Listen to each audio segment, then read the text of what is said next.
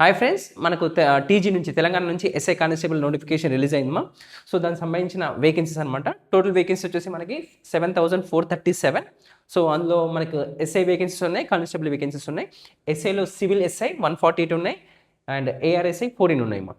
So దాంతోపాటు మనకు TGPS ARSI 12 vacancies ఉన్నాయి అండ్ సిపిఎల్ ఎస్ఐ మనకు 3 వేకెన్సీస్ ఉన్నాయి.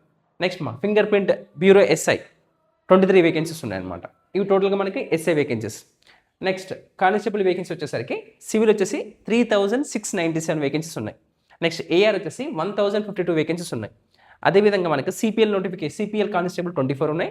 నెక్స్ట్ డ్రైవర్ వచ్చేసి 20 అండ్ మెకానిక్ 7 వేకెన్సీస్ ఉన్నాయి. ఇవి మనకు కంప్లీట్గా వేకెన్సీస్ డీటెయిల్స్ అనమాట.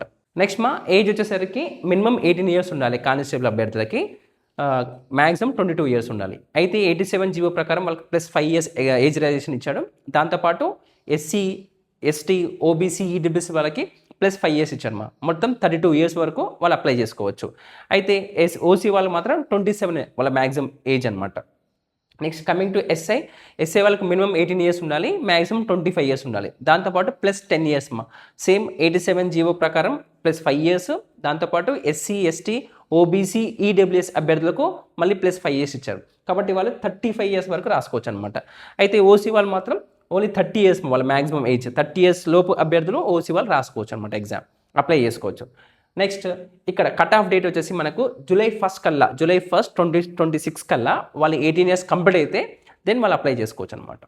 నెక్స్ట్ క్వాలిఫికేషన్ కానిస్టేబుల్కి వచ్చేసి ఇంటర్మీడియట్ క్వాలిఫికేషన్ అండ్ ఎస్ఐకి వచ్చేసి డిగ్రీ ఎనీ డిగ్రీ, ఏ డిగ్రీ చేసిన వాళ్ళు అప్లై చేసుకోవచ్చు. బీటెక్ కావచ్చు, మన 3 ఇయర్స్ డిగ్రీ అయినా పర్లేదు. ఏ సర్టిఫికేట్స్ కావాలి? First caste certificate. ఎస్సీ వాళ్ళకైతే కేటగిరీస్ ఉన్నాయి కదా, ఏబీసీ, ఆ కేటగిరీ సర్టిఫికేట్ కావాలి. దాంతోపాటు ఎస్టీ వాళ్ళకి కూడా సర్టిఫికేట్స్, బీసీ వాళ్ళకి నాన్ క్రిమినల్ సర్టిఫికేట్ ఉండాలి, ఈడబ్ల్యూఎస్ వాళ్ళకి కూడా సర్టిఫికేట్స్ ఉండాలి. ఈ సర్టిఫికేట్స్ డేట్ ఎప్పటి నుంచి ఉండాలి? సో April 1, 2026 తర్వాత ఈ సర్టిఫికేట్స్ ఉండాలన్నమాట, ఆ డేట్స్ ఉండాలి. నెక్స్ట్ రెసిడెన్స్ సర్టిఫికేట్స్ అనమాట. లొకాలిటీ కిందకి మీ బోనఫైడ్ 1st నుంచి 7th క్లాస్ వరకు ఆ బోనఫైడ్ సబ్మిట్ చేయాల్సి వస్తుంది, లేదా మీ రెసిడెన్స్ సర్టిఫికేట్స్ ఉండాలి. Next selection process. First preliminary exam ఉంటుంది, అది క్వాలిఫై అయిన తర్వాత ఈవెంట్స్ ఉంటుందమ్మా. ఈవెంట్స్ క్వాలిఫై అయిన తర్వాత మెయిన్స్ ఉంటుంది అనమాట. ఉమ్మడి మహబూబ్నగర్ జిల్లాలో ఎన్ని వేకెన్సీస్ ఉన్నాయి? సో ఫర్ ఎగ్జాంపుల్ వనపర్తి తీసుకుంటే కానిస్టేబుల్ సివిల్ 65 వేకెన్సీస్ ఉన్నాయి, ఏఆర్ వచ్చేసి 10 ఉన్నాయి, ఫైర్ ఫైటర్స్ 14 ఉన్నాయి, జైల్ వార్డెన్ 12 ఉన్నాయి. టోటల్ వేకెన్సీ వచ్చేసి మనకు 91 కానిస్టేబుల్స్ ఉన్నాయి వనపర్తి డిస్టిక్ వచ్చేసరికి. నెక్స్ట్ నాగర్ కర్నూలు సేమ్ మనకు సివిల్ 75 ఉన్నాయి, ఏఆర్ 15 ఉన్నాయి, నెక్స్ట్ ఫైర్ ఫైటర్స్ 23 ఉన్నాయి, జైల్ వార్డెన్ 3 ఉన్నాయి. సో టోటల్గా మనకు 116 వేకెన్సీస్ ఉన్నాయి నాగర్ కర్నూలు డిస్టిక్లో. Next Mamnoor. So only Mamnoor మనకు సివిల్ వచ్చేసి 203 వేకెన్సీస్ ఉన్నాయి. At the same time AR వచ్చేసి మనకు 25 వేకెన్సీస్ ఉన్నాయి, ఫైర్ ఫైటర్స్ 8 వేకెన్సీస్ ఉన్నాయి, జైల్ వార్డెన్ 3 వేకెన్సీస్ ఉన్నాయి. మొత్తం యాడ్ చేసి మనకు 239 వేకెన్సీస్ ఉన్నాయి ఓన్లీ మామ్నార్ డిస్టిక్లో. నెక్స్ట్ గద్వాల్. సో గద్వాల్లో మనకు సివిల్ 50 వేకెన్సీస్ ఉన్నాయి, ఏఆర్ 1 వేకెన్సీస్ ఉన్నా, ఫైర్ ఫైటర్స్ 5 వేకెన్సీస్ ఉన్నాయి అండ్ జైల్ వార్డెన్ 2 వేకెన్సీస్ ఉన్నాయి. మొత్తం కలిపితే మనకు 58 వేకెన్సీస్ ఉన్నాయి గద్వాల్ డిస్టిక్ నుంచి. సో చూడండి వేకెన్సీస్ తక్కువ ఉన్నాయి, మేము అప్లై చేయాలా వద్దా అనే డౌట్స్ పెట్టుకోకండి. మనకు కావాల్సింది ఒకటే పోస్ట్. మీకు 1 year టైం ఉంది మెయిన్స్కి, మీరు ఎలాగో ప్రిలిమ్స్ క్వాలిఫై అవుతారు. మీ focus on the events and mains కాబట్టి 1 yearలో మీరు ఎందులో వీక్ ఉన్నారో, సో మ్యాక్సిమం మనకు ఒక 1 year పెట్టవచ్చు ఈ సెలెక్షన్ ప్రాసెస్. కాబట్టి మీకు అట్లీస్ట్ 6 to 9 months టైం ఉంటుంది. కాబట్టి ఈ 9 monthsలో మెయిన్ ఎగ్జామ్కి మీరు ఎక్కడ ల్యాక్ ఉన్నారో వాటి మీద ఫోకస్ చేయండి. మీ బలహీనతలను బలంగా మార్చుకోండి. వాటి మీద ఫోకస్ చేసి మిమ్మల్ని మీరు ఇంప్రూవ్ చేసుకుంటే ఖచ్చితంగా ఈ ఇయర్ జాబ్ మీదే.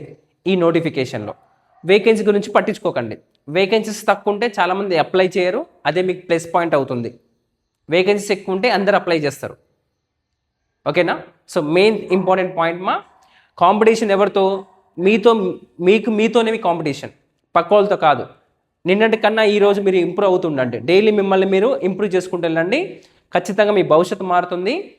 మీరు నెగిటివిటీస్ మీద ఫోకస్ చేయకండి, మొత్తం పాజిటివిటీగా ఉండండి.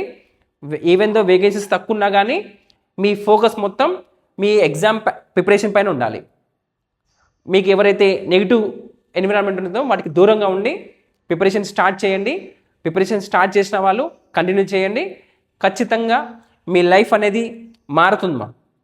ఈ 1 yearలో మీ యొక్క విధానం, మీ యొక్క యాటిట్యూడ్ అవన్నీ మారిపోవాలి.